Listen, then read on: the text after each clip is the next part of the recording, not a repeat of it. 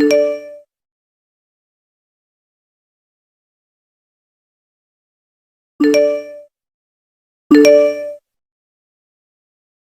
alamin, hari ini kita akan membahas tentang, tentang salah satu dari 3 golongan penduduk, eee, akhirat, ya.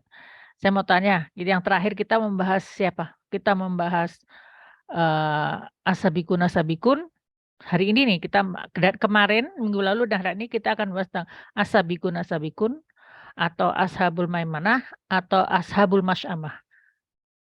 Ada yang ingat kita membahas apa minggu yang lalu dan yang akan kita lanjutkan hari ini? Ada yang ingat? Silakan buka mic-nya kalau ingat. Kita membahas ashabul masy'amah golongan kiri minggu lalu. Halo? Halo? Oh, saya nggak kedengaran ya. Kita membahas siapa minggu lalu? Ashabul masy'amah, ashabul maimanah, atau as-sabiqun as-sabiqun? Muqarrabun.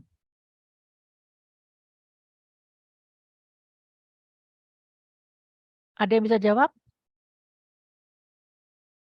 Oh, eee, nggak paham berarti ya, maksudnya mohon maaf nih. Teh Tini bisa jawab nggak? Oh, ada masalah teknis. Saya nggak terdengar, Teh Marina atau siapa dia? Kalau di Marina sih suara Bunda masuk. Iya. Ya, saya ingin tahu yang kita bahas hari ini itu dan juga yang minggu lalu kita membahas siapa? Tolong dijawab. Tolong please dijawab. Kita membahas apa? Membahas Baik. golongan kiri, golongan kanan, atau al-muqarrabun? Yang sebelumnya ya, al-muqarrabun ya, Bun? Iya, betul. Kita membahas al-muqarrabun, ya.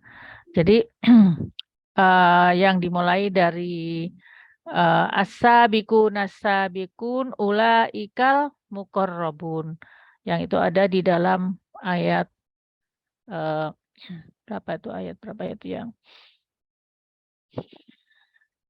ulaikal muqarrabun itu dimulai dari ayat 11 ya. Ulaikal muqarrabun. Ya, dari ayat, 13 ya, 12 ya, 12. Jadi ulaikal muqarrabun, as-sabiqun ulaikal muqarrabun fi jannatin naim sullatum minal awwalin wa qalilum minal akhirin. Jadi yang akan kita bahas hari ini itu adalah tentang al-muqarrabun, atau orang-orang yang dekat dengan Allah, atau juga disebut juga dengan as-sabiqun, yaitu orang-orang yang selalu bersegera untuk berbuat kebaikan. Mereka selalu ingin menjadi orang yang pertama melakukan, satu amalan. Ya, jadi orang yang pertama ingin cepat sholat itu termasuk masuk di masjid, dia ranking 1 apa shaf pertama itu as-sabiqun, ya. Kalau ada orang yang ingin, merintis ya di daerahnya, program hafalan Quran itu namanya as-sabiqun. Kalau ada orang yang ingin menjadikan keluarganya menjadi lebih baik dan berjuang untuk itu, dia as-sabiqun. Jadi as-sabiqun itu adalah kalau saya bilang bahasa Indonesianya adalah pionir. Orang-orang yang zaman Rasulullah SAW yang berjuang menegakkan agama agar agama ini bisa difahami, oleh umat-umat yang setelahnya, mereka itu adalah as-sabiqun. Jadi mereka as-sabiqun orang-orang yang pionir-pionir dalam kebaikan dan mereka adalah ulaikal muqarrabun. Mereka disebut dengan al-muqarrabun, orang yang dekat dengan Allah, ya. Mereka ini adalah orang juga yang, yadkhulul jannah bighairi hisab. Mereka tuh masuk ke dalam surga tanpa hisab. Jadi langsung ting gitu masuk ke dalam surga. Ya secepat kilat, kan di dalam hadis dikatakan nanti di yaumul akhir ada orang-orang yang masuk ke dalam surga itu secepat kilat. Jadi sekejap aja ya, teng gitu udah masuk gitu. Tapi ada juga yang menunggu beratus-ratus tahun untuk masuk ke dalam surga. Nah, hari ini kita akan membahas tentang muqarrabun, ya. Kenapa saya ingin teteh-teteh tahu semuanya karena minggu depan, atau minggu depannya lagi, pokoknya setelah sesi ini karena minggu depan bisa jadi saya ada acara pernikahan ponakan saya, jadi mungkin saya nggak bisa mengisi, tapi setelah ini saya akan membahas tentang ashabul yamin atau golongan kanan. Jadi hari ini kita harus memahami kerangka pemikiran apa yang kita bahas hari ini. Yang kita bahas hari ini adalah al-muqarrabun, ya, baik. Nah, mereka itu adalah sedikit sekali dari golongan kita zaman sekarang dan mereka adalah sebagian besar dari golongan yang terdahulu. Mereka-mereka ini sudah kita bahas, minggu yang lalu dan kita akan, bahas hari ini tentang nikmat-nikmat yang dijanjikan kepada muqarrabun ini. Mereka itu kita mulai dengan, minggu yang lalu kita membahas bahwa pertama kali itu mereka itu, ala sururim maudunah muttaqiina 'alaiha mutaqabilin. Mereka adalah orang-orang yang mereka duduk-duduk ya, mereka di surga itu mereka menjadi, orang-orang yang santai, berbincang-bincang ya, di atas, dipan-dipan, sofa-sofa yang sofa-sofanya tuh disulam dengan emas dan permata, benang emas dan permata, dan mereka duduk berhadap-hadapan ya, artinya tidak ada yang di belakang gitu ya, di belakang adalah, nanti adalah, pelayan-pelayan di surga. Nah, ini yang pertama, saya minta tolong dicatat nanti kalau apa namanya, insya Allah sesi hari ini kalau ada yang bisa menjawab pertanyaan di sesi itu kan kita akan berikan, ada door prize ya, door prize-nya nanti, surprise lah, tapi ada door prize-nya. Jadi tolong dicatat, pelajaran hari ini, nanti saya akan memberikan pertanyaan di akhir sesi dan insya Allah ada door prize-nya. Baik, jadi, yang pertama itu reward. Eee, penghargaan atau balasan bagi orang muqarrabun adalah mereka itu di sana tidak bekerja, akan tetapi mereka di sana duduk dengan santai-santai di tempat yang sangat, nyaman ya. Dan kemudian yatufu 'alaihim wildanum mukhalladun, mereka itu, dikelilingi oleh anak-anak muda yang tetap muda. Oke. Saya nggak bisa sharing ya, nggak apa-apa ini yang minggu yang lalu. Jadi mereka dikelilingi oleh, wildanun mukhalladun, jadi, anak-anak muda yang ganteng-ganteng dan mereka itu, tidak pernah menua. Kemudian apa yang dilakukan oleh anak muda itu, mereka itu,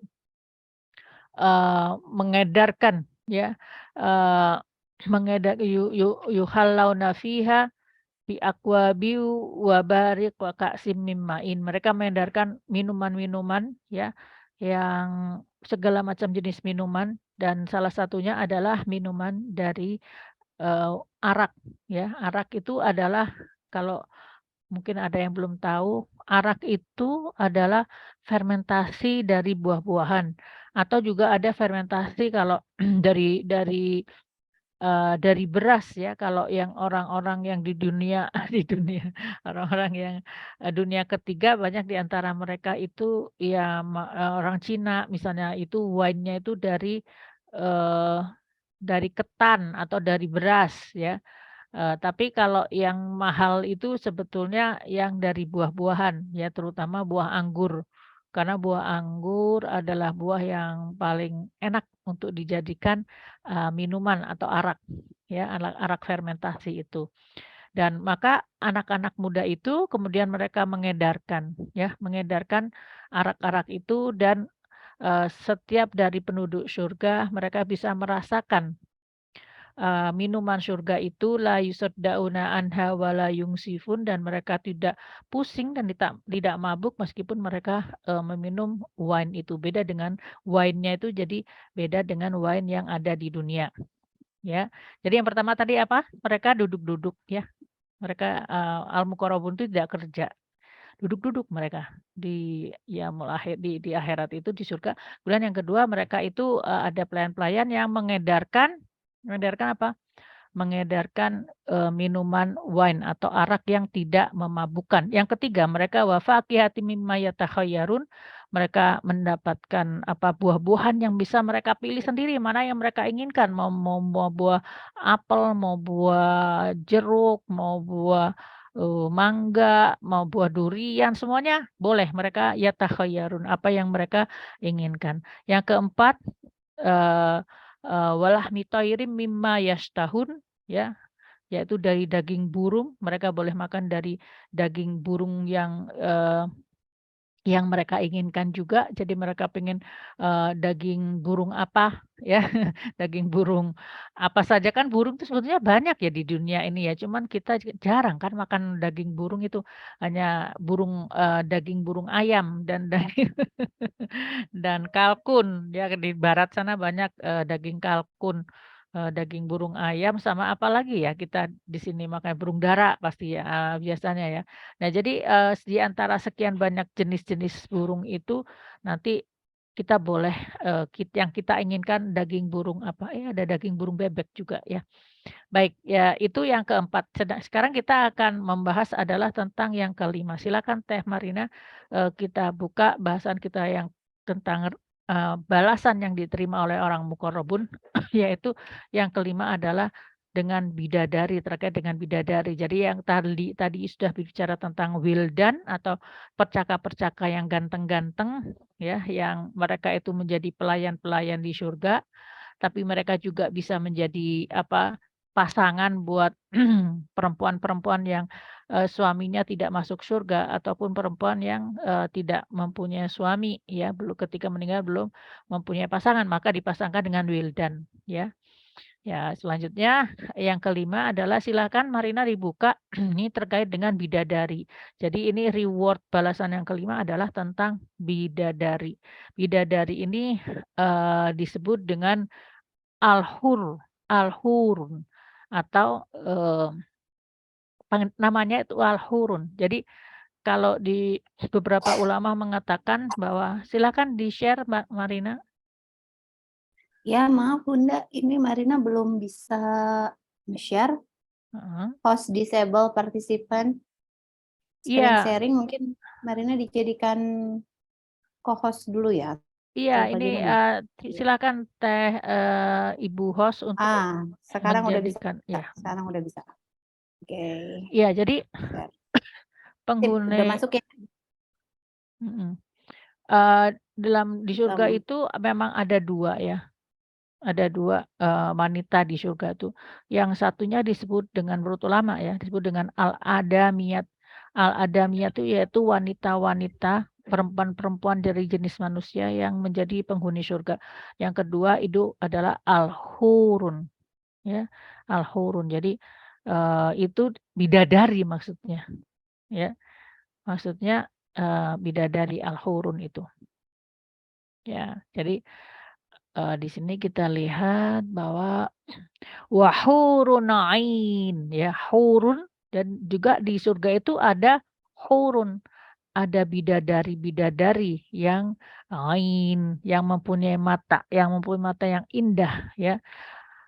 Ka'amsalil lu'lu'il maknun dan mereka itu laksana mutiara yang tersimpan baik. Nanti kita lihat ya, apa maksudnya, jazaa'an bima kanu ya'malun dan ini bidadari-bidadari ini adalah balasan atas apa-apa yang dikerjakan oleh orang-orang yang beriman. Baik, selanjutnya klik. Nah, jadi di al-hurun disebutnya dalam bahasa, ada yang tafsir yang mengatakan bahwa bidadari itu disebutnya al-hurun, ya, hurun. Bidadari yang dia kalau di sini, di dalam ayat ini disebutnya mereka mempunyai ainun, mempunyai mata, kan ain, ya ainun itu kan mata, tapi ainun itu artinya mata yang indah.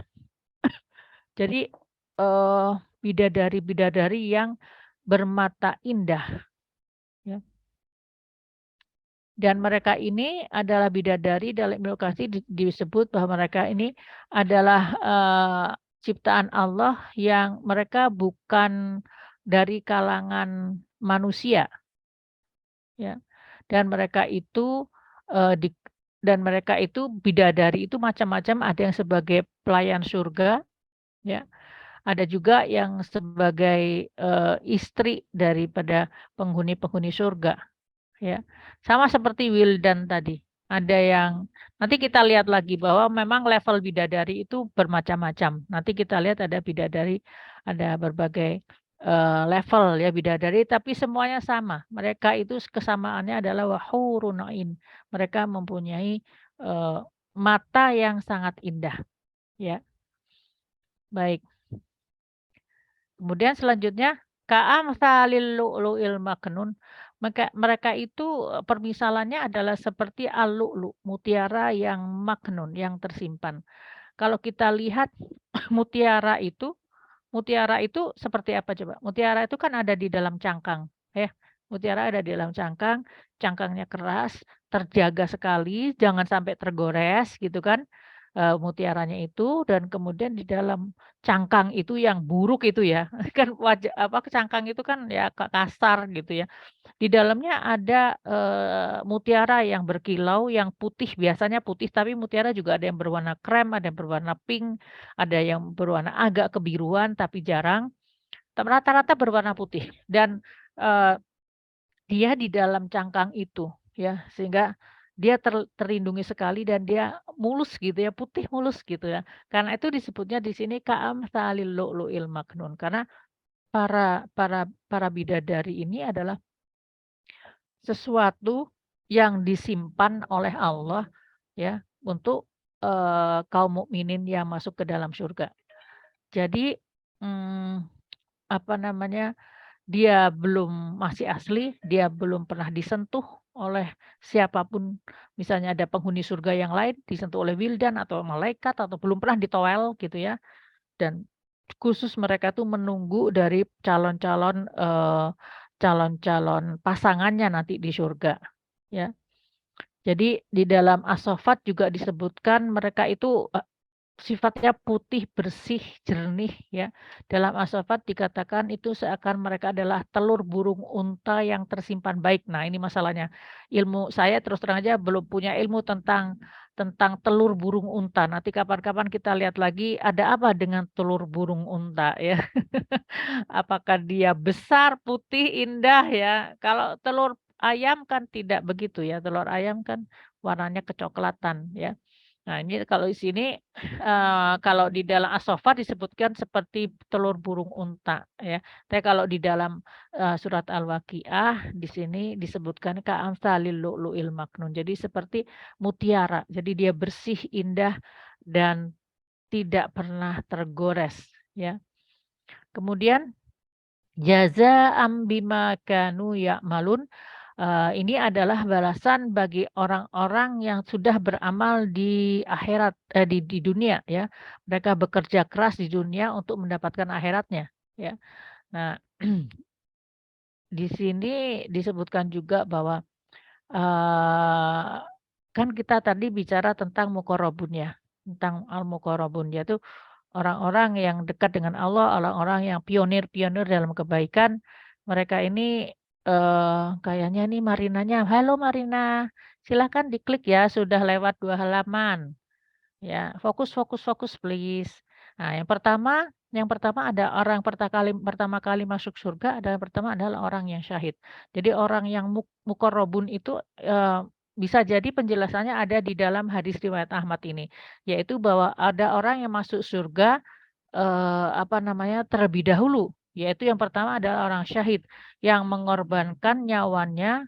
Marina, masuk satu slide lagi sayang, ya. Fokus bisa ya Marina ya? Atau sedang ini ya, Marina sedang isi kandungan ya, jadi ngantuk ya Marina? Baik, ya jadi yang pertama kali masuk ke surga adalah satu orang syahid, yaitu orang yang mengorbankan nyawanya, yang paling berharga dari dirinya dia korbankan untuk berdirinya tegaknya agama ini, untuk membela kebenaran, untuk membela keimanannya, yaitu orang yang syahid. Syahid itu asal katanya syahada, syahada itu artinya bersaksi. Orang syahid adalah orang yang sudah bersaksi bahwa dia betul-betul mengesahkan Allah. Jadi yang pertama yang dia cintai adalah Allah Subhanahu wa taala, itu syahid ya. Baik yang kedua adalah, seorang hamba yang tidak disibukkan oleh dunia dan taat kepada Tuhannya. Jadi orang yang hidupnya hanya untuk dakwah, untuk orang lain, untuk, dunia dan taat kepada, Tuhannya, ya. Yang ketiga adalah orang fakir yang memiliki tanggungan, yang dia punya tanggungan di dunia ini, namun dia menjaga diri dari tidak meminta-minta. Jadi ini adalah orang yang sangat mulia, orang yang, eee, tidak mempunyai harta, orang yang miskin, tapi dia menjaga diri dari meminta-minta. Ini adalah salah 3 kategori dari orang-orang yang masuk surga yang pertama kali. Ya, Masya Allah. Berat ini. Bunda menghela nafas panjang nih, wah masuk ke mana nih? Kayaknya, eee, nggak tahu masuk yang mana. Dan memang apa, al-muqarrabun itu sulatum minal awwalin wa qalilum minal akhirin ya. Baik, kemudian ada sebuah hadis riwayat Muslim yang mengatakan orang yang miskin akan masuk surga terlebih dahulu dari orang-orang yang kaya. Karena mereka tidak memiliki sesuatu apapun untuk dihisap, ya. Selisih waktu di antara keduanya adalah bisa jadi sekitar 40 tahun, ya. Kalau mempunyai amal yang sama, ya, tapi satunya miskin, satu kaya, itu, kali 40 tahun, bedanya 40 tahun, sedangkan satu hari di yaumul akhir yauman kana fi miqdaruhu khamsina alfa sanah, bisa jadi 50.000 tahun, ada yang 1.000 tahun, tapi banyak ahli ahli, tafsir mengatakan 50.000 tahun. Jadi silakan hitung ya, 50.000 tahun dikalikan dengan 40, jadi berapa itu? Ada yang bisa ngitung? 50.000, heeh, 50.000 dikalikan 40, berapa coba? 2.000.000, 2.000.000 tahun, ya. 2.000.000 tahun selisih antara orang yang kaya dan orang yang miskin, yang amalnya ya makasih Teh Warniti, ya 2.000.000 tahun, ya. Banyak itu 2.000.000 tahun. Kita aja berapa umurnya, ya kan? Aduh, Masya Allah, Masya Allah, Masya Allah. Ya semangat, ayo beramal semangat, ya Allah. Sedih saya kalau ngeliat gini nih. Ya Allah, 2.000.000 tahun ya. Jadi kalau ada 2 orang, yang satunya, punya harta banyak, kaya, satunya miskin, yang sama-sama suka sholat, sama-sama suka sedekah, ya sedekah semampunya, kemudian sama-sama puasa ya, maka mereka itu bedanya 40 tahun gitu loh. 2.000.000 tahun. 2.000.000 tahun ya, 2.000.000 tahun dunia kita gitu, Masya Allah. Ya Allah, ya Allah, moga-moga ya, nggak tahu ya, pokoknya kalau saya jadi merasanya masuk surga aja udahlah nggak apa-apa, ashabul yamin juga boleh lah. Berat, berat nih kayaknya nih. Ya, begitu. Nah, selanjutnya, nah saya ingin menjelaskan sedikit tentang gambaran bidadari. Jadi, saya bilang gambaran kan, bukan gambar, tapi gambaran. Kalau gambar itu berarti ya memang seperti itu. Kalau yang disebut dengan gambaran itu kurang lebih gitu loh. Karena sebetulnya apa yang di surga nanti ya, apa yang di surga nanti itu, mmm, tidak akan sama dengan apa yang di dalam imajinasi kita. Karena kita hidup di berapa dimensi? Kita dalam 3 dimensi ya. Kita hanya 3 dimensi plus satu waktu, jadi hanya 4 dimensi. Sedangkan, eee, nanti di yaumul akhir itu nggak tahu berapa dimensi. Dunia saja menurut Stephen Hawking itu ada dunia aja, 11 alam semesta ini punya 11 dimensi gitu, menurut dia gitu ya. Sedangkan yang dia nggak tahu kan dia manusia juga, berarti ada berapa dimensi, dan kita hanya 4 dimensi saja. Jadi tentu saja, ketika contohnya kita menggambar dengan kertas ya, kita gambarannya gini Kak, 2 dimensi kan di kertas. Kalau 3 dimensi itu kan di patung, jadi patung, ya kan? 3 dimensi. Kalau 4 dimensi, patungnya bisa gerak gitu, robot. Nah itu 4 dimensi. Sekarang bayangin kalau misalkan dimensinya katakanlah 20 dimensi aja, seperti apa gitu. Itu jauh di luar, daya nalar kita, karena daya nalar kita memang cuman 4 dimensi itu. Akan tetapi kita perlu tahu gambaran bidadari itu kayak apa sih gitu loh. Bidadari itu kayak apa? Nah, tapi sebelum saya mulai, saya ingin bertanya, menarik nggak sih bahasan bidadari? Coba saya mau jawab, menarik nggak bahasan bidadari? Karena kita bukan bidadari, ya kan gitu. Iya, kita bukan bidadari, terus kenapa ngapain kita ngebahas bidadari gitu, ya. Buat nerangin ke misalnya, kalau Heeh, punya anak ke anak gitu, punya iya. ponakan, tetangga gitu mungkin. Iya, satu, heeh. Ya ada lagi nggak? Ada lagi yang bisa ngasih, kalau Teh Tini bilang karena buat menerangkan kepada yang lain. Ya bagus Teh Tini, terima kasih. Nah, ada lagi nggak kira-kira kenapa kita perlu belajar bidadari? Ngapain coba? Kalau laki-laki mah iyalah pengen tahu bidadari kayak apa. Kalau kita ngapain? Kenapa kita perlu mempelajari bidadari? Karena ini semuanya, oh yang di sini banyak yang perempuan, jadi udah nggak usahlah masalah bidadari di-skip aja, gitu kan? Betul nggak?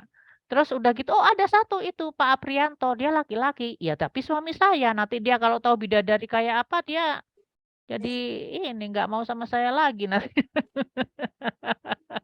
Tapi kenapa? Jadi kenapa kita perlu, belajar bidadari?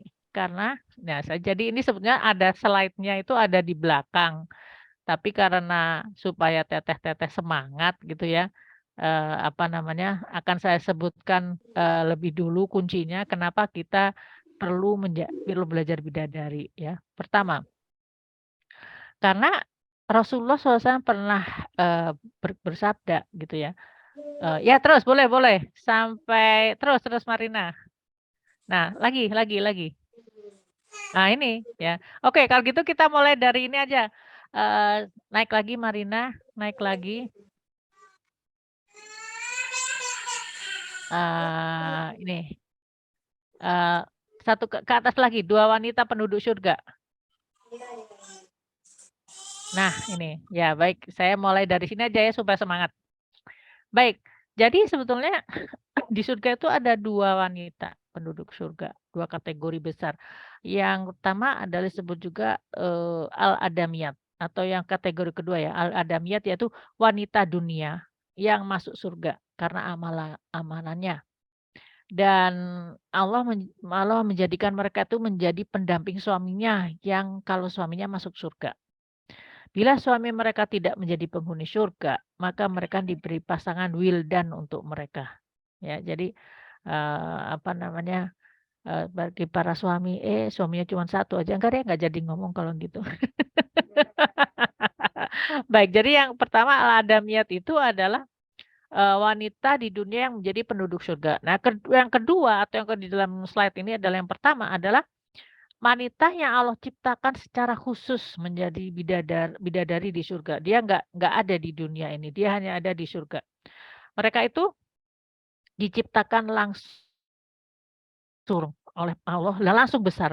Maksudnya langsung jadi bidadari gitu loh. Jadi nggak jadi ada anak bidadari yang nangis, ngompol, terus kemudian apa namanya sekolah, kuliah, terus jadi cantik gitu, enggak.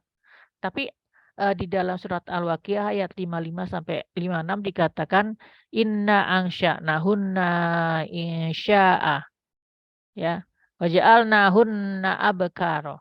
Jadi penciptaan dari bidadari itu mereka itu langsung jadi gadis gitu ya. Jadi tidak melalui proses. Jadi seperti malaikat ya. Malaikat itu kan juga tidak ada cerita malaikat melahirkan gitu, enggak ada kan ya? Dilahirkan oleh seorang ibu namanya ibu malaikat Jibril adalah ini, kan nggak ada gitu. Ya karena malaikat memang diciptakan kun fayakun, dia seperti itu gitu lah. Sama dengan, bidadari-bidadari ini, mereka adalah langsung jadi bidadari dan mereka langsung menjadi gadis-gadis yang cantik. Nah, mereka ini tidak pernah disentuh oleh laki-laki sebelumnya. Jadi mereka memang menjadi, penduduk surga dan mereka disediakan, mereka menunggu ya, mereka sudah ada, mereka menunggu suami-suaminya dari jin maupun manusia gitu. Oke, selanjutnya, slide selanjutnya Teh Marina. Baik, ini kan pertanyaan saya tadi. Kenapa kita perlu tertarik dengan penjelasan tentang bidadari surga dan juga kecantikan mereka ya? Karena sebetulnya di dalam hadis disebutkan bahwa keadaan wanita penghuni surga dari al-adamiyat atau dari keturunan Adam itu lebih baik keadaannya dari bidadari surga. Ya. Gimana Teh Tini? Senang Teh Tini? Teh Tini kayaknya tertarik nih Teh Tini. Iya Iya. selalu itu, Mbak Hani selalu, apa ya, nggak bisa ngebayangin gitu Mbak Hani. Ya wow aja lah gitu. Yang jelas pokoknya kalau buat saya patokannya Allah ini pasti, bikin enak aja lah di surga mah gitu. Walaupun Iya, nggak kebayang gitu Mbak Hani.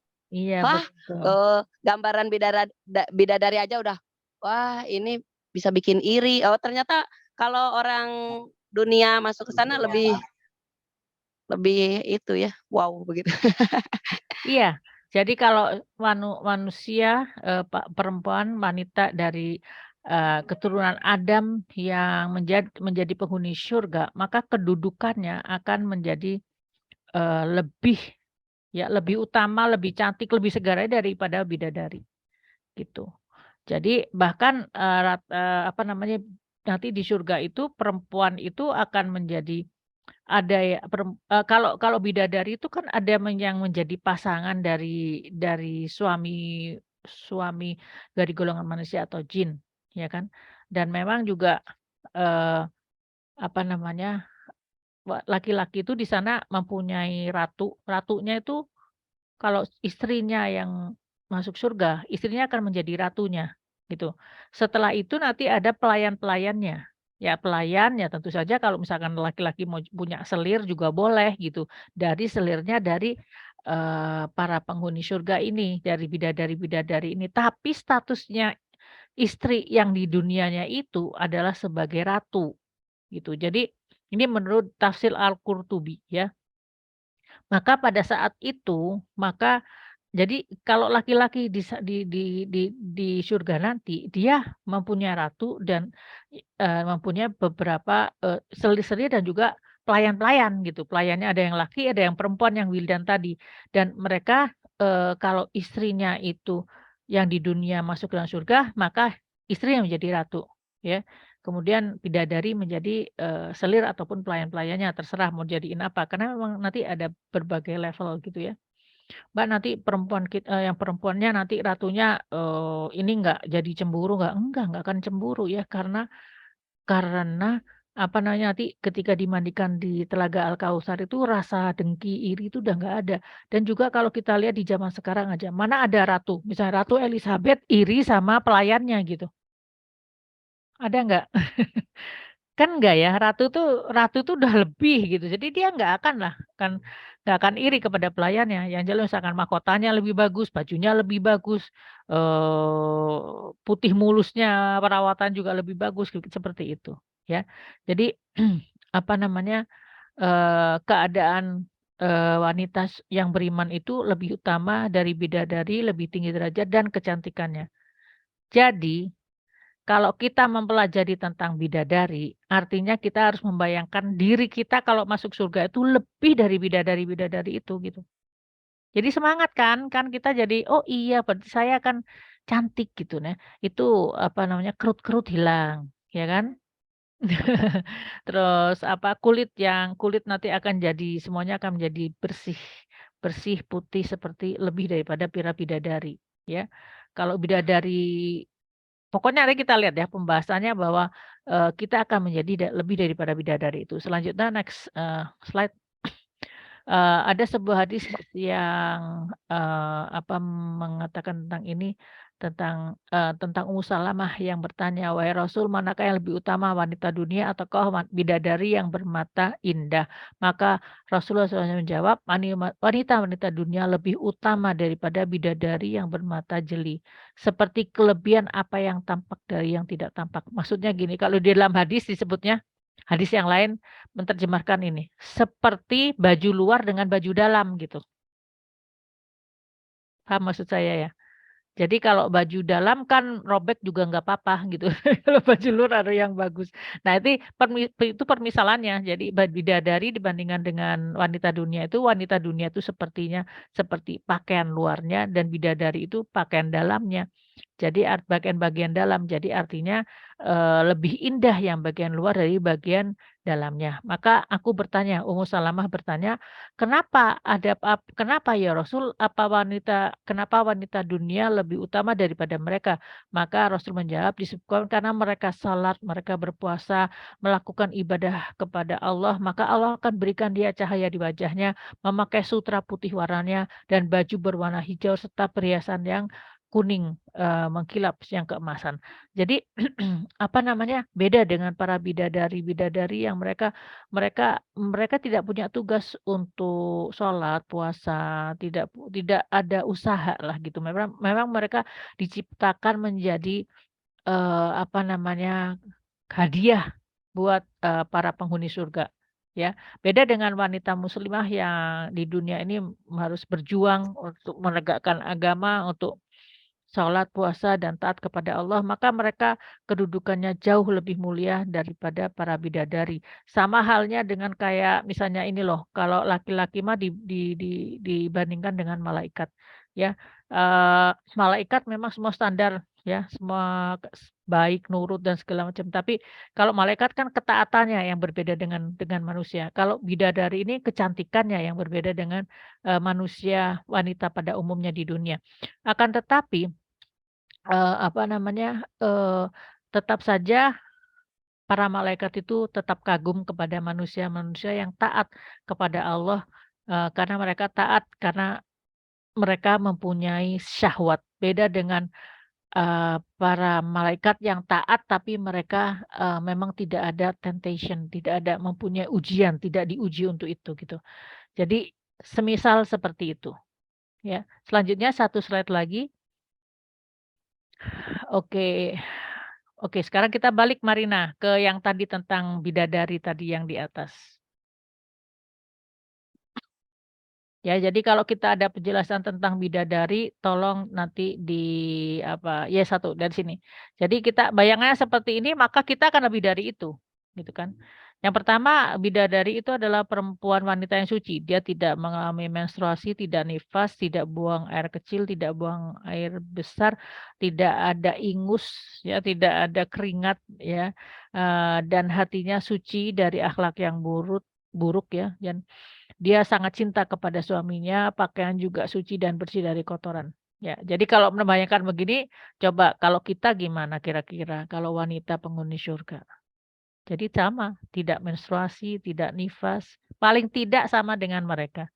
Ya, kalaupun makan tidak BAB ya, tidak ada diare ya, tidak tidak mengalami kesakitan ketika menstruasi ya, tidak sakit ya. Ya ini semuanya nanti akan, dialami juga oleh wanita penghuni surga yang dari dunia.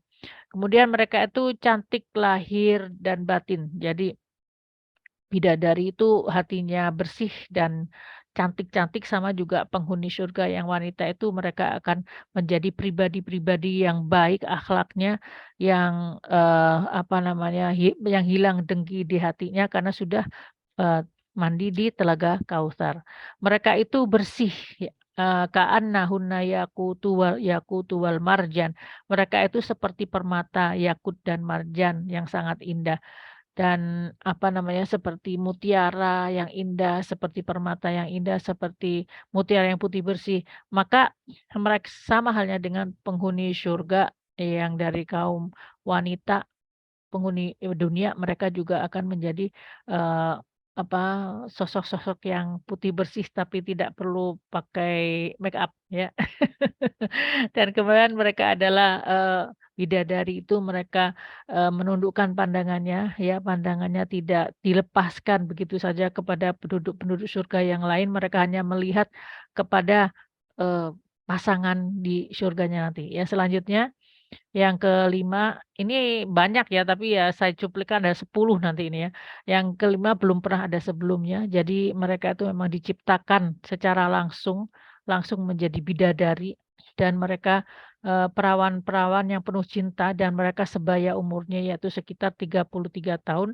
Mereka selalu cantik dan mereka tidak pernah tua.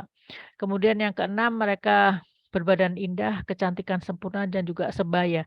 Ya mirip dengan yang nomor 5 ya, tapi mereka itu apa namanya, umurnya itu sama gitu. Jadi nanti makanya ahli ahli surga dari wanita-wanita dunia juga akan mempunyai umur yang sama, yang sebaya.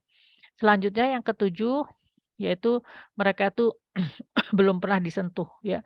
Ya kalau kita memang pernah ya, perempuan dunia pernah disentuh oleh pasangannya. Tapi kalau, bidadari ini mereka belum pernah disentuh oleh manusia ataupun jin yang sebelumnya.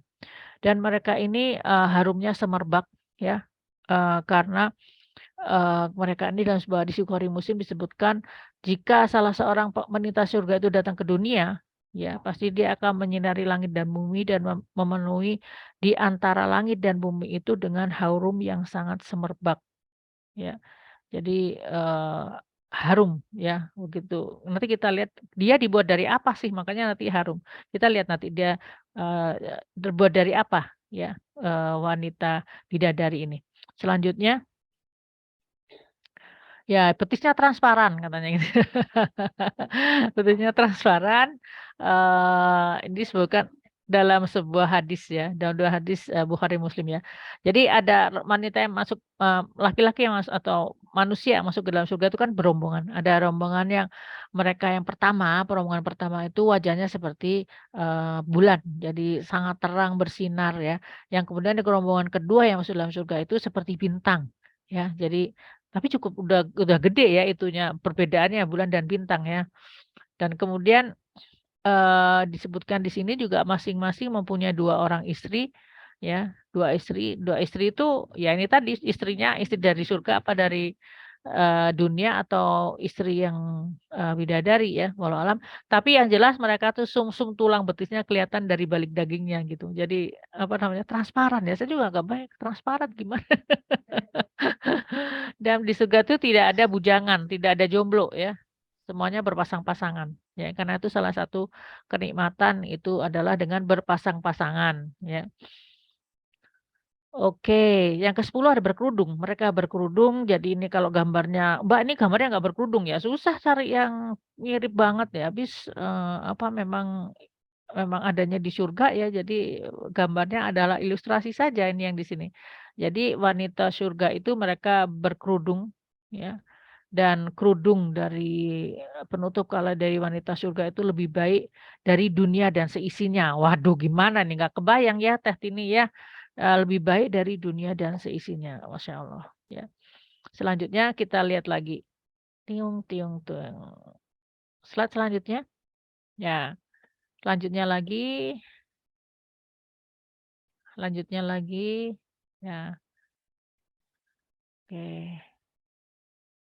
Nah, saya ingin masuk ke dalam mohon maaf Teh Marina, masuk ke slide yang selanjutnya Teh Marina, tentang manusia bidadari itu diciptakan dari apa? Selanjutnya lagi, masih panjang mungkin ada 7 slide lagi. Ini kayaknya salah saya belum ganti ke slide yang belum dikedepanin ya, selanjutnya lagi. Nah, bidadari itu diciptakan dari apa ya? Ada beberapa hadis, ada yang mengatakan di Rasulullah bersabda bahwa bidadari itu diciptakan dari 3 macam hal, yaitu pertama adalah misk atau parfum ya, misk, kemudian ada dan di tengahnya adalah dari ambar ya, dan kemudian yang paling atas itu dari kafur ya. Nah, kalau dalam hadis Baihaqi mereka terbuat dari zafaron zafaron. Nah, tapi kemudian kalau digabung ini ada lagi hadis yang lain dari hadis Tirmizi dan Tabrani, memang bidadari itu terdiri dari 4 ya. Apa saja? Yang pertama itu adalah dari jari kaki sampai kedua lututnya dari zafaron. Zafaron itu atau apa? Zafaron itu adalah safran. Kalau ada bilang mengatakan safran atau kalau Perancisnya saffron. Saffron itu adalah semacam bunga yang sangat harum. Bunganya warnanya ungu seperti itu, harum.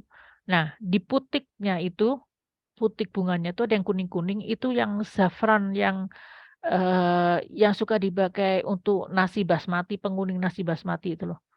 Jadi kalau kalau ada masakan Timur Tengah itu mereka nggak pakai kunyit, pakainya saffron dari sebangsa bunga dan itu adalah, spice yang termahal sekarang ini itu adalah saffron ya, eee, saffron. Ada yang pernah tahu nggak saffron? Marina pernah tahu nggak saffron?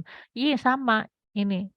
Jadi biasanya, tapi si itunya nggak wangi ya, si bunganya tuh nggak wangi, si putik bunganya yang kuning itu tidak wangi, tapi dia sebagai, eee, pewarna makanan ya, harum ya, tapi bukan harum bunga. Tapi enak aja ke nasi, biasanya dipakai nasi atau juga dipakai sebagai bumbu, tapi harganya sangat mahal termasuk dari kondimen atau bumbu yang termahal di dunia ya, saffron itu. Iya, Tapi di bunga Turki banyak, Bun. iya, di Turki suka dipakai, di Timur Tengah suka dipakai ya, terutama kayak nasi-nasi basmati yang kuning-kuning itu bisa pakai saffron. Nah, bunganya itu harum sekali yang berwarna ungu itu, ya. Jadi bayangkan bidadari itu dibuat dari bunga yang harum, ya. Nah, kemudian ada lagi disebutkan kedua lututnya hingga dada diciptakan dari misk. Misk itu adalah termasuk jenis parfum juga. Kalau cari googling namanya musk, M-U-S-K. Apakah musk? Musk itu adalah, keringat dari sejenis rusa, digunakan sebagai parfum. Di dunia ini, kalau apa, di dunia perparfuman mungkin teman-teman juga tahu ya, kalau mau pengen tahu coba beli aja. Saya mau beli, parfum musk atau misik gitu, maka akan dikasih. Ya itu intinya biangnya itu adalah dari keringat sebangsa rusa. Ada rusa yang keringatnya itu wanginya seperti itu ya, Masya Allah ya, keren gitu loh. Kemudian yang kalau kalau mungkin teman-teman kalau saya kan dulu kan di Perancis ya, jadi saya juga orang-orang di sana kan suka pakai parfum ya. Jadi saya juga penasaran kadang-kadang itu, apa, mask gitu atau seperti apa, saya pernah beli gitu. Memang harum, harum sekali ya. Dan mask itu kadang-kadang dipakai juga banyak dipakai buat laki-laki ya, karena baunya agak agak maskulin ya, maskulin. Tapi nggak maskulin yang kayak apa, enggak, dipakai biasanya kalau untuk perempuan biasanya saya juga pernah pakai ya, apa, pernah beli yang mask gitu, tapi memang, baunya memang dia kalau buat wanita bagusnya dicampur sama yang lain karena baunya sedikit agak agak strong gitu. Nah, kemudian lanjutkan lagi dari dada sampai leher diciptakan dari amber yang berwarna abu-abu. Amber itu apa? Amber itu adalah, sejenis batu-batuan. Itu saya tunjukkan itu batunya macam-macam warnanya, tapi banyak juga yang warnanya antara abu-abu coklat Ah, ya. gitu ya. Amber itu juga ada sebagian batu amber yang harum, harum harum harum harum gitu. Kayak misalnya, eee, Marina jangan ke sini Marina. Nah, apa namanya, biasanya dipakai juga amber itu untuk aromaterapi gitu ya. Kemudian yang dari leher sampai kepala diciptakan dari kafur ya, kafur. Kafuro itu adalah air di surga ada yang disebut dengan kafur dan dia itu wangi ya, apa, penghilang, air kafur itu air yang jernih, wangi, dan dia menghilangkan bau-bau yang, tidak enak. Jadi kebayang kebayang aja ya kalau bidadari ini diciptakannya dari wangi semua gitu loh, coba kebayang dari bunga ya, dari, parfum, misik tadi, kemudian dari amber, dari batu amber yang kokoh, yang tapi juga berbau wangi dan juga dari air kafur yang jernih gitu ya.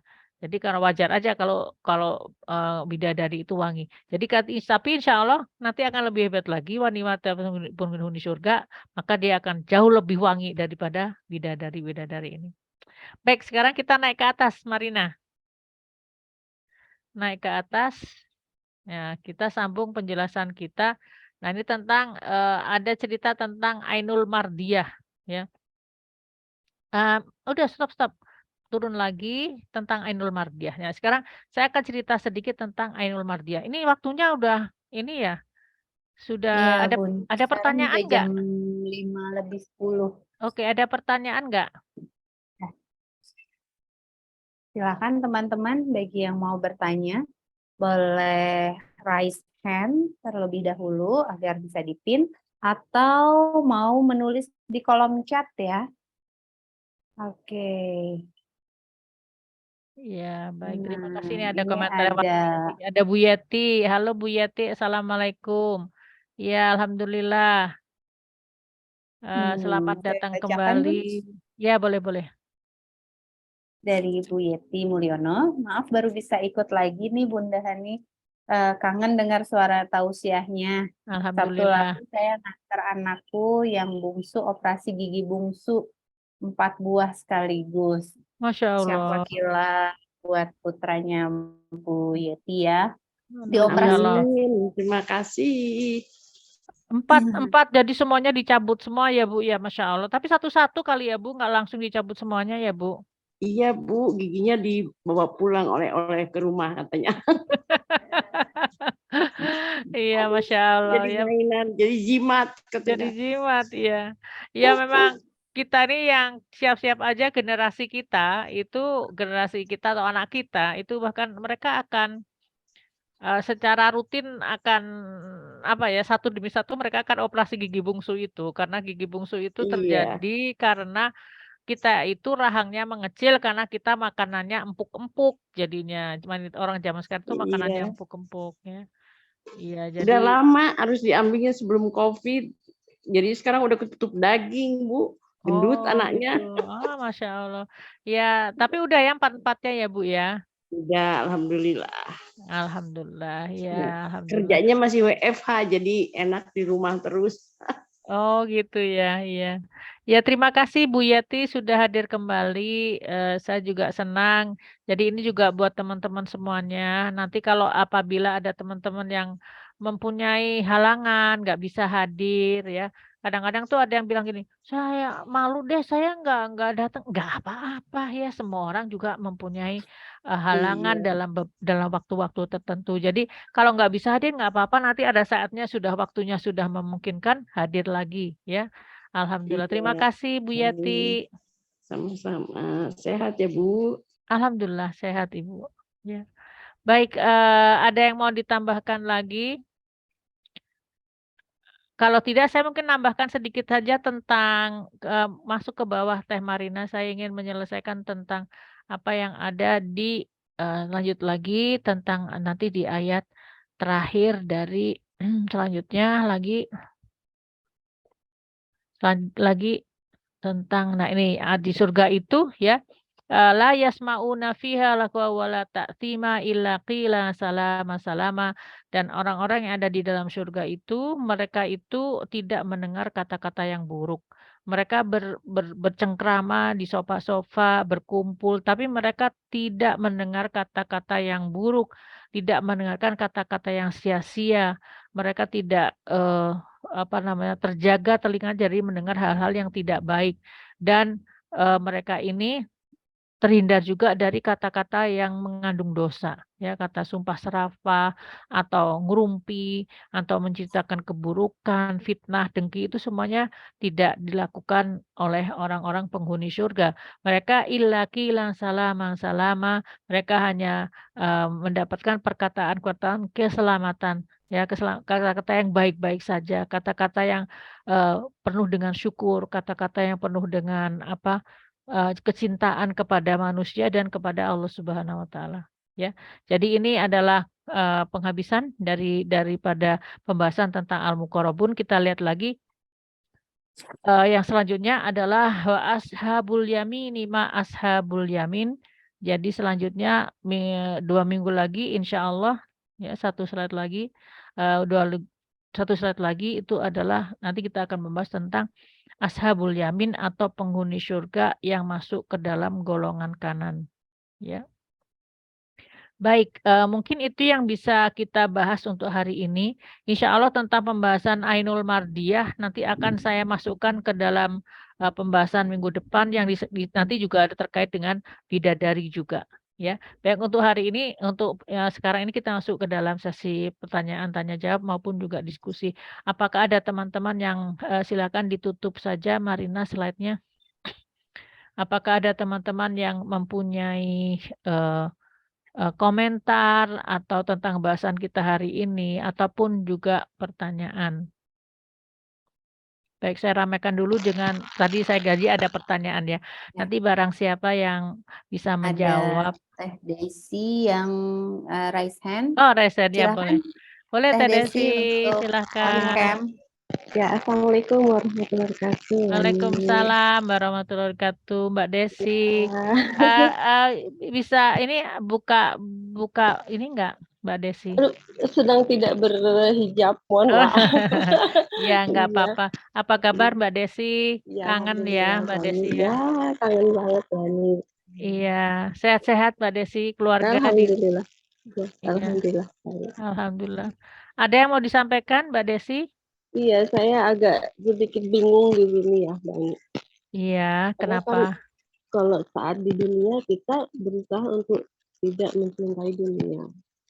Ya, kita menghindari arak, kita menghindari menjaga akhlak kita menjaga pandangan kita menjaga bahkan maksimal kita juga kita jaga. Tapi kenapa diiming-imingi di sana ya kehidupan itu malah dengan kehidupan duniawi. Jadi misalnya orang-orang yang sudah menjaga tidak minum arak, disuguhi arak, kamu kok ini sih? Gitu. Ada arak tapi nggak bikin mabuk ya gitu ya? Iya, tapi kan di dunia itu udah nggak kepengen gitu. Apapun rasanya arak, seenak-enaknya arak, di pikiran kita udah kenapa lagi yang disuguhin arak, apa nggak ada minuman lain yang lebih enak gitu. Misalnya, iya kan? Atau tidak ada kenikmatan apa lagi ya? Selain makanan, selain pasangan, kenikmatan apa lagi yang mungkin lebih indah daripada itu? Itu pertanyaan. Ya. Terus pertanyaannya adalah kenapa gitu? Iya, kenapa kok malah ditawari malah kehidupan dunianya yang di sana gitu. Kalau menurut Mbak Desi harusnya ditawarin apa?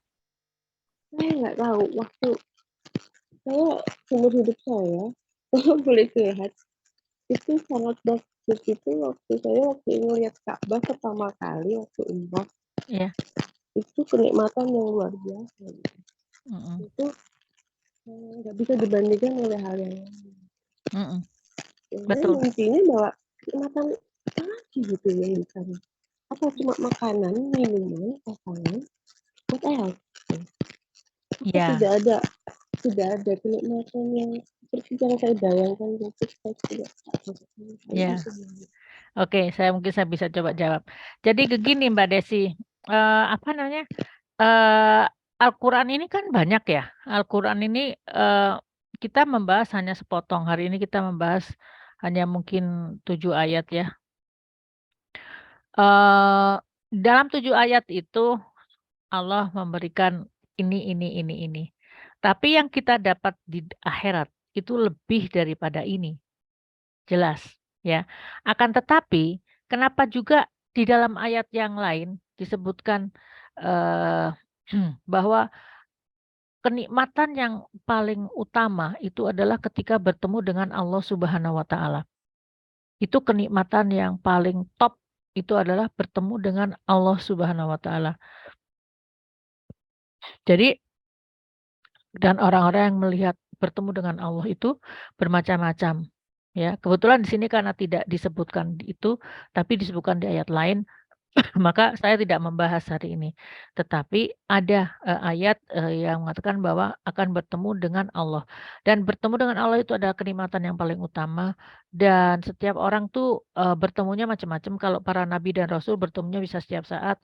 Kalau manusia ada yang bertemunya itu sehari sekali, ada yang sehari 2 kali, ada yang seminggu sekali, ada yang sebulan sekali, ada yang setahun sekali, ada yang hanya 1 kali dalam hidupnya bertemu dengan Allah.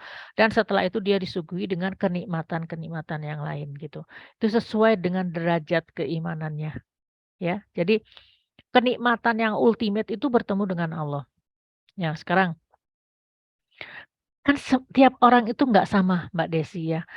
Ada orang yang sudah ada orang yang pikirannya itu ngulik ya, berpikir ya kayak Mbak Desi, Teh Tini, ya, Teh Marina. Di sini banyaknya tuh agak pemikir gitu orang-orangnya gitu ya.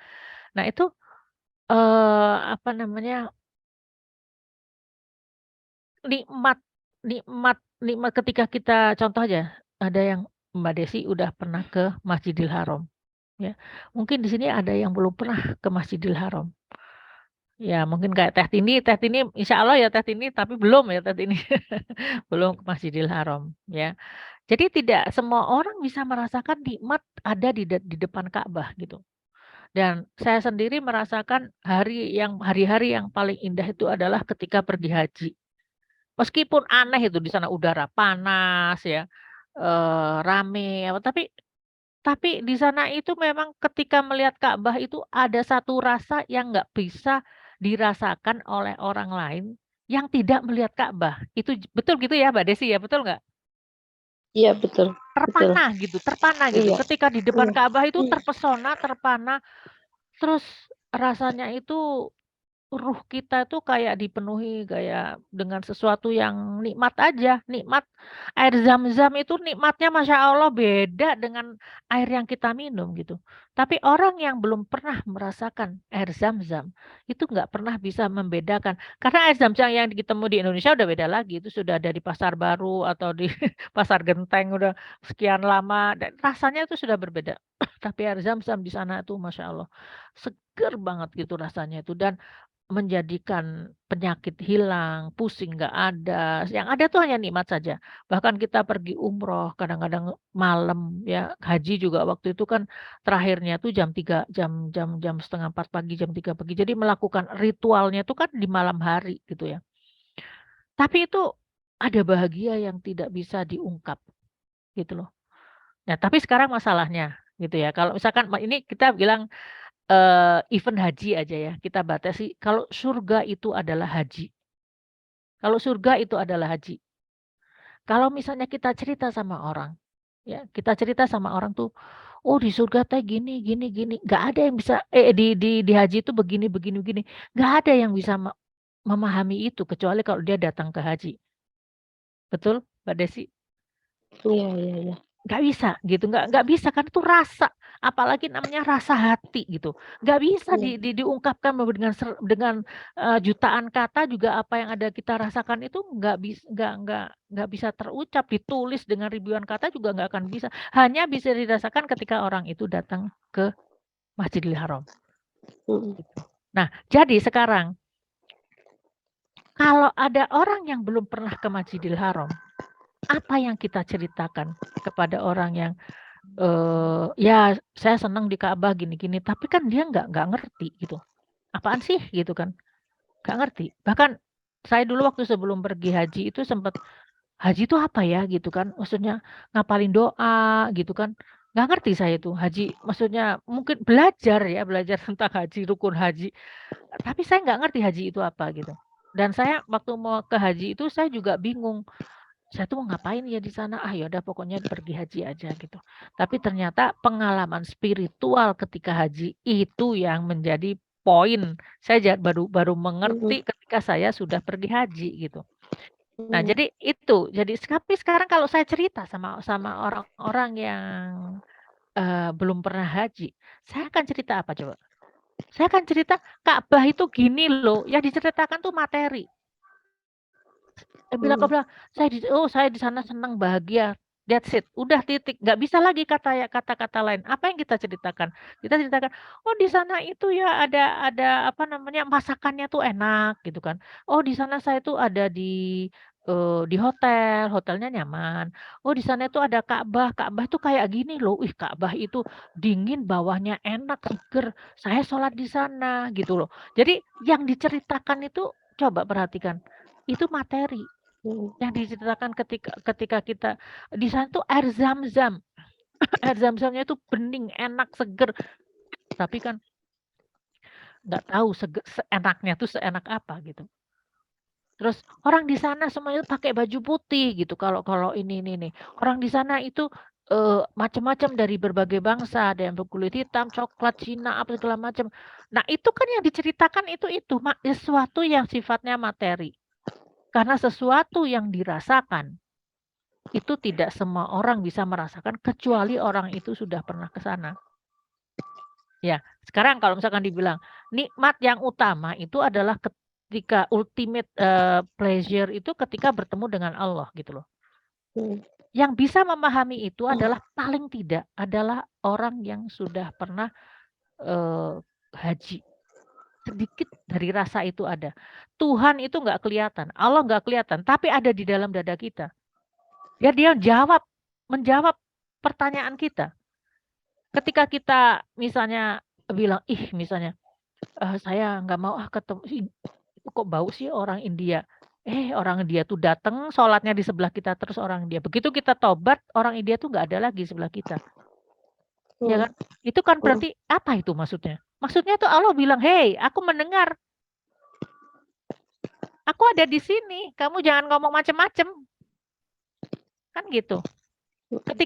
Ketika saya berkata, ya Allah, aku nanti kalau tawaf di Ka'bah itu, di keliling Ka'bah itu.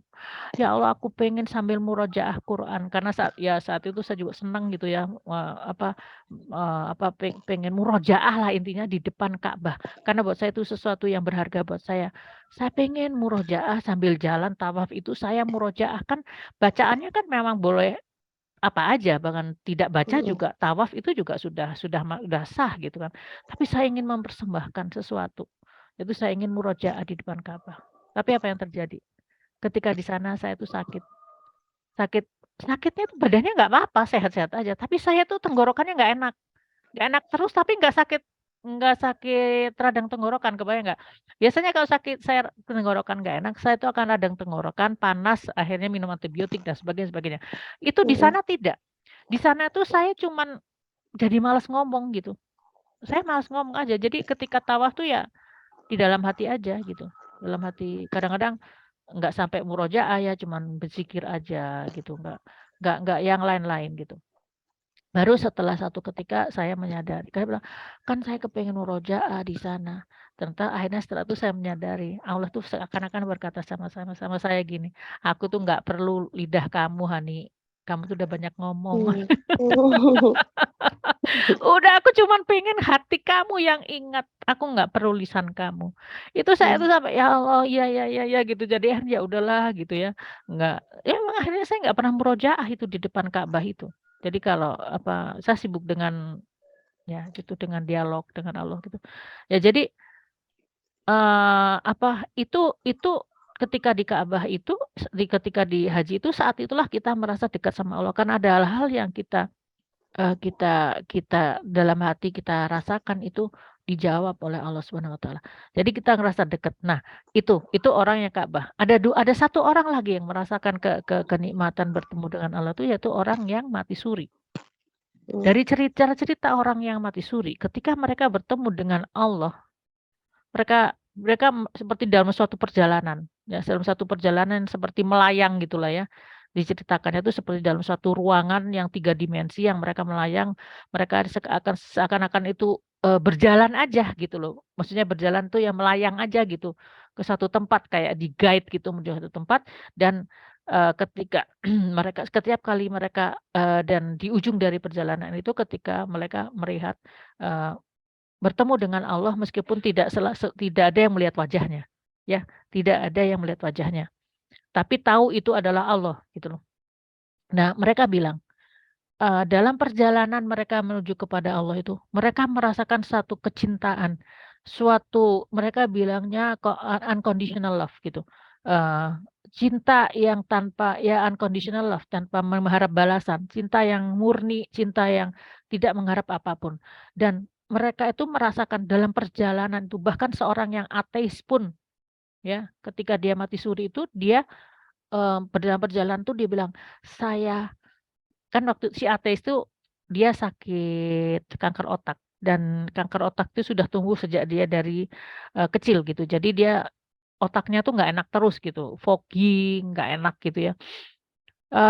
Dia bilang, "Saya pertama kalinya merasakan suatu rasa cinta yang tidak pernah saya rasakan, sesuatu yang sangat indah yang meliputi saya," gitu kan.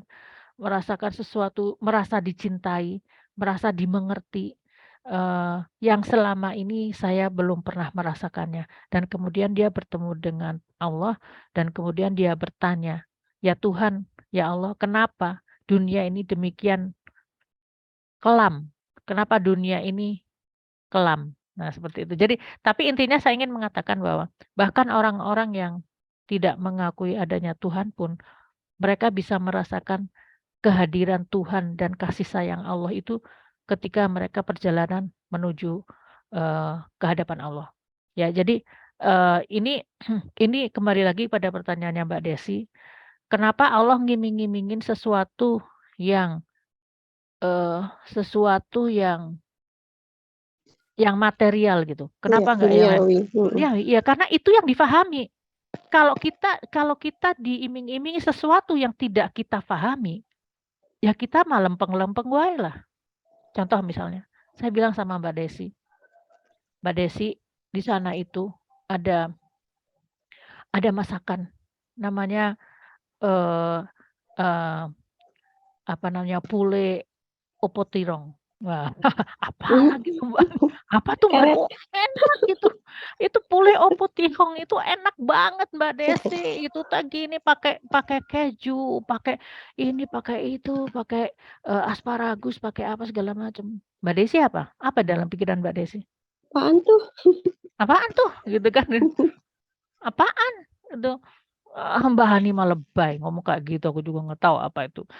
Itu padahal saya udah cerita itu adalah ayam yang, dikasih sausnya ada kejunya, kemudian sayurnya itu adalah sayur, apa namanya, dari labu kuning yang dihaluskan seperti apa namanya, seperti kentang yang mashed potato. Saya tuh ngomong berbusa-busa pakai ini, pakai itu, enak banget.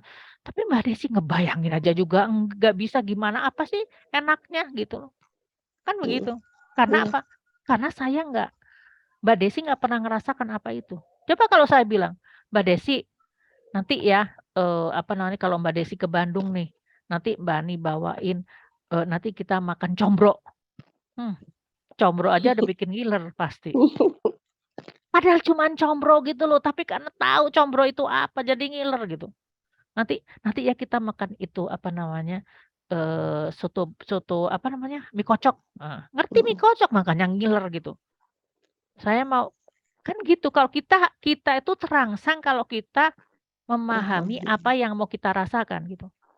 Dulu dulu waktu saya ke Perancis ya, awal-awal tuh seminggu tuh sulit buat saya makan. Karena kenapa saya sulit makan, meskipun saya paksakan saya makan, tapi saya sulit. Ada salad ya, ada salad, saya nggak ngerti itu sayur apa gitu kan. Ada sayur yang kayak kayak kaktus gitu, terus makannya tuh diambil gini terus dimakan. Jadi dia tuh kayak apa, kayak rebungnya gitu yang dimakan. Saya ngelihat ini caranya makan gimana gitu kan, sayur ini apa, saya cuma cilang-ciling aja, saya lihat orang lain. Saya ngelirik aja orang tuh makannya gimana sih, oh gitu, diambil, ditarik, dicocol sama sebangsa saos gitu, terus dimakan. Makannya jangan ujungnya bukan nggak semuanya yang dimakan, cuman ujungnya doang. Karena yang enak tuh cuman ujungnya. Itu salah satu aja. Saya jadi nggak selera kan ngeliat salad, saya nggak ngerti itu salad apa. Kemudian ada masakan ikan "Ih, ikannya kok gitu sih, dimasak apa sih gitu, warnanya juga kayak gitu, putih-putih, coklat-coklat atau apa." Nanti sayur, "Ih, sayurnya kayak gitu, saya mau mendingan sayur lodeh daripada sayur apaan gitu, kayak gitu." Nah, jadi nggak selera gitu, nggak selera karena kita nggak tahu kita mau makan apa gitu. Kayak roti aja kue gitu, ada berbagai macam kue di depan, saya mau makan yang mana ya gitu kan. Zaman dulu nggak seperti sekarang yang informasi udah banyak gitu. Zaman dulu kan saya nggak ada internet, jadi saya nggak tahu masakan-masakan luar negeri. Udah gitu kalau mau makan ini tuh rasanya apa ya, manis manis apa asin aja nggak tahu. Jadi artinya kalau saya ambil tuh makanannya itu, saya taruh depan saya nggak punya appetite sama sekali, saya nggak kepengen sama sekali, saya hanya saya harus makan aja. Kenapa saya nggak punya appetite, karena nggak punya selera makan, karena saya nggak tahu saya berhadapan dengan apa. Jadi ketika makanan banyak itu, nggak ada tuh, aduh kepengen gitu, enggak. Karena saya selama seminggu, 2 minggu, 3 minggu, saya nggak ngerti apa yang akan saya makan. Rasanya apa. Jadi oh gini ya, gitu. Oh gini. Bahkan ketika disuguhin apa tuh namanya, kayak sebangsa kerang, ada di sana tuh ada kerang, kerang itu dibuka gitu, masih hidup. Masih hidup gitu, terus dikasih jeruk, terus ya tik tik tik tik tik gitu kan, dikasih kena jeruk itu, setelah itu kita orang-orang lihat, oh mereka makannya plek gitu, dimakan. Loh, nggak dikunyah? Enggak, ini memang harus ditelan makannya, Han. Ya ampun, kerang mentah hidup dikasih jeruk ditelen gitu. Ya, hilang selera makan saya. Dan memang selama 8 tahun di Perancis saya nggak pernah makan itu. Karena saya aduh geli banget apa hidup-hidup ditelen gitu. Saya nggak. Itu satu-satunya makanan yang saya nggak pernah makan. Jadi kebayangkan kalau misalnya kita makan sesuatu yang kita nggak kenal, kita bahkan akan reject loh. Akan menolak gitu makanan itu. Nggak mau ah gitu, nggak tahu apa gitu. Nah, demikian juga dengan makanya disebutnya permisalan. Selalu kalau dalam Al-Quran dibilang masalul ladzi atau ka'amsalil lu'lu'i. Jadi permisalan dari surga tuh kayak gini gini gini gini. Kenapa? Jadi yang itu disesuaikan dengan pengetahuan dan juga syahwat gitu. Ya, manusia kan punya syahwat. Nah, jadi harus disesuaikan dengan syahwatnya supaya dia kepengen. Loh, kalau misalkan dia nggak kepengen, terus dia nggak mau berbuat baik, saya males ngapain. Misalkan bidadari, bidadarinya item-item misalnya gitu, pendek, item gitu kan, kayak orang bunian. Orang-orang bilang, ngapain saya pergi mau ke surga, mendingan saya cari aja yang di dunia yang lebih cantik daripada bidadarinya item-item, kecil-kecil, pendek-pendek. Iya kan? Gitu kan. Jadi makanya harus disesuaikan dengan itu gitu loh. Ya kayak misalnya orang kalau Mbak Desi mungkin ini ya apa di Indonesia, tapi kalau saya nih di luar negeri kan saya tuh melihat berbagai macam wine. Wine itu arak itu memang bermacam-macam. Ada arak yang nggak enak juga ada ya. Kalau di Indonesia nggak ada yang enak. Maksudnya baunya aja saya nggak suka gitu. Ternyata karena apa? Arak Indonesia atau arak Asia itu dibuatnya dari karbohidrat gitu loh. Arak yang di luar negeri itu terbuat dari buah-buahan terutama grape ya, anggur. Nah, itu beda aromanya, memang enak aroma anggur itu memang enak meskipun saya nggak pernah makan, nggak pernah minum, tapi emang enak. Bandingannya gini loh, ya Mbak, kalau misalnya bandingannya itu ya, kan ada kan arak dari ketan ya, orang di Cina atau di Indonesia, arak yang dari ketan yang difermentasi, ya. Kebayang nggak sih rasanya ketan kukus dibandingin sama anggur? Mentahnya aja kerasa nggak, beda nggak? Atau beras sama anggur, ya jauh lah rasanya. Manisnya pasti enak anggur lah daripada nasi, beras gitu loh. Ya itu aja udah kebayang level nikmatnya itu. Dan di sana itu anggur tuh memang harumnya aja memang harum sekali, enak. Kalau saya bilang mah enak, cuman saya juga nggak pernah minum gitu, ya. Saya nggak pernah minum, cuman kalau dibilang enak mah enak, kayaknya gitu, kayaknya harumnya tuh enak sekali. Tapi kalau di Indonesia nggak ada itu wine yang seperti itu. Biasanya arak-arak yang itu kayak gitu baunya nggak enak ya, gitu. Ya, ya gitu ya Mbak Desi. Moga-moga bisa menjawab pertanyaan Mbak Desi. Terima kasih banyak. Iya, sama-sama, sama-sama.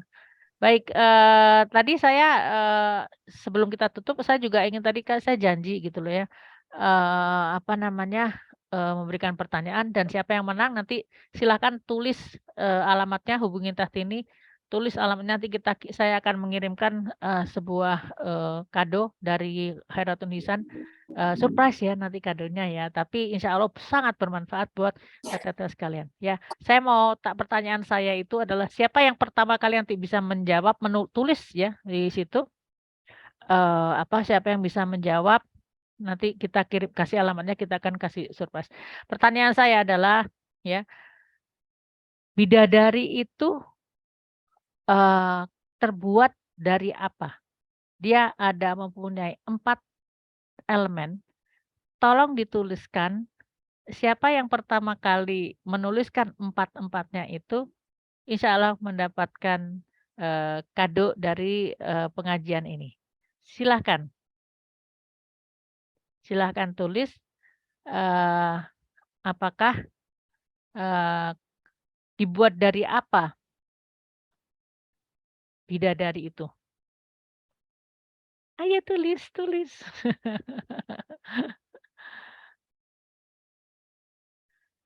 Ya, sudah ada yang jawab?